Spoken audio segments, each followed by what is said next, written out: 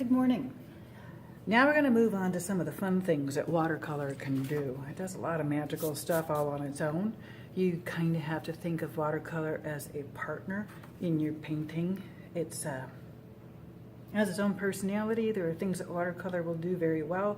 You need to figure out what those things are so that when you want to make a painting, you can ask it to do those things very nicely. We're going to do 9 techniques. This is one of my favorite things to say. Wet on wet, wet on dry, dry on dry, dry on damp, other tools, mask, salt, lift off, negative space. Funny thing is, these are all words that we know, but when you hear it like that, it doesn't make any sense at all. On this list, well, this list matches the next page of learning different techniques. The first word is the paintbrush, and the second word is the paper, as in the quality of the paintbrush and the quality of the paper. So wet paintbrush, wet paper, wet paintbrush, dry paintbrush, relatively on dry paper, relatively dry brush on a relatively damp. Other tools is where you use things that are not paintbrushes. Mask is something that blocks out paint so that you save the white of the paper. Salt is actually table salt like you use on your French fries. Lift off, there's different ways to do lift off where you take the color off of your page either for repairs or to add texture. Negative space is painting around the object to make the object show up. I'm going to turn this back around to me in a minute. We're going to start off with the first 3, the wet on wet, wet on dry, dry on dry. Hopefully dry on dry. I'll see if that works. It has a lot to do with the humidity, timing, paintbrush, paper. And by the way, since we're talking about paper and quality, when we started off, our first few pages were just copy paper, really, really thin. You can tell by the way it sounds.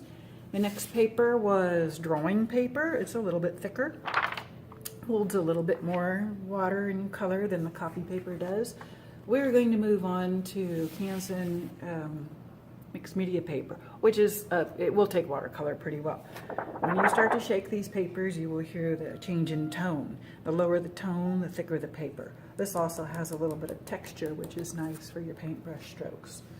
Okay, the first one, wet on wet. That's the fun one. You have the least amount of control.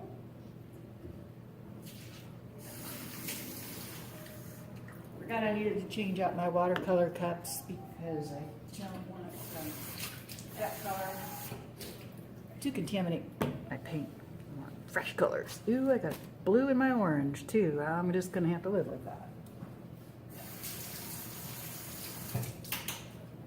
Bad thing is I actually put the blue in the orange. I'm a very, very messy painter, and you probably don't ever want to paint after me or use my set. I do clean them up eventually, but not while I'm working.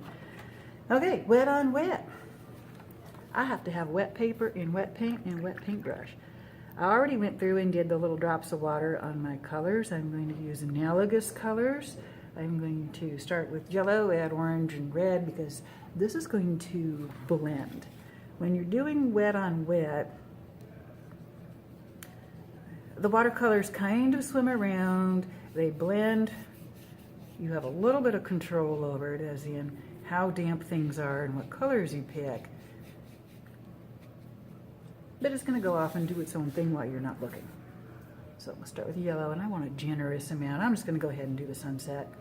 You can do the sunset, or you might want to come up with some other ideas. Put a little yellow on there, smear it around, and it's going to start to move. I grab a little bit of clean orange off the side here, and I'm going to rub it around on my palette to get it kind of mixed up, keep that blue out of it.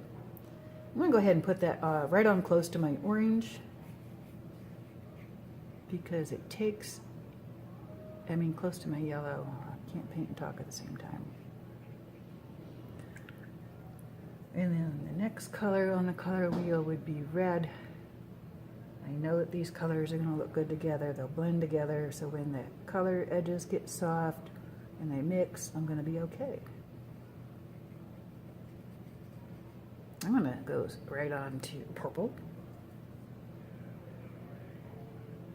I'm going to have maybe some dark clouds in my sky. Sunset clouds, sunrise clouds, whatever. See how my paper's curling? That's the moisture on one side of the paper, and then the other side's dry, so one side's expanding and the other side's kind of staying, well, shrinking. I gotta suck up a little bit of that run. I don't want that down there. Suck it up with a dry paintbrush and wipe it off on the page. That's not bad. Watercolor has a tendency to dry a little bit lighter. I might throw in just a little bit more yellow while it's still wet. Otherwise, I'm okay with that. The next one, dry on dry. I pre-painted. One of the things I want you to see is how to develop your paintings from back to front, light to dark. Those are the two things. I painted the background, let it dry. This one, I'm doing a wet on wet background. So I had to show wet on wet, and I did that one first. That one's also a wet on wet background. Okay, wet on dry, or regular painting. This is the one that gives you the most control. Hard, crisp edges. People seem to be pretty happy with that. I mixed up blue and a little dot of orange. That's how I got the blue in my orange. I don't want it to be straight up blue out of this set. It's not going to be kind of blue I want. I'm going to make mountains. If I take just a dot of orange, it's going to knock that blue down a little bit in intensity. Makes it really pretty gray if I want it to be all gray. I'm going to paint a mountain with some snow on it. I've been practicing with this little round paintbrush. I know it's got a good point. I'm going to hold a certain amount of water. I'm going to outline my mountain, give it some jig jags. I'm going to leave some spots where there's snow, some gaps, and then I can fill in some places as I come down.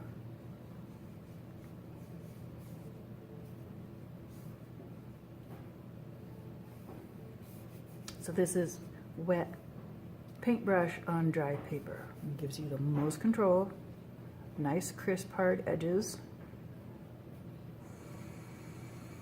And I got a little bit too close to my sunset over there, and now I'm getting that capillary action where the sunset is going to squish over into my mountain. I just want to soften that edge a little bit with water. I'm going to be painting trees on top of that, so I have this, I got a background, and then I'll have a middle ground, and then I'll probably put something in the foreground. Okay, dry brush. I'm going to practice that before I go on to my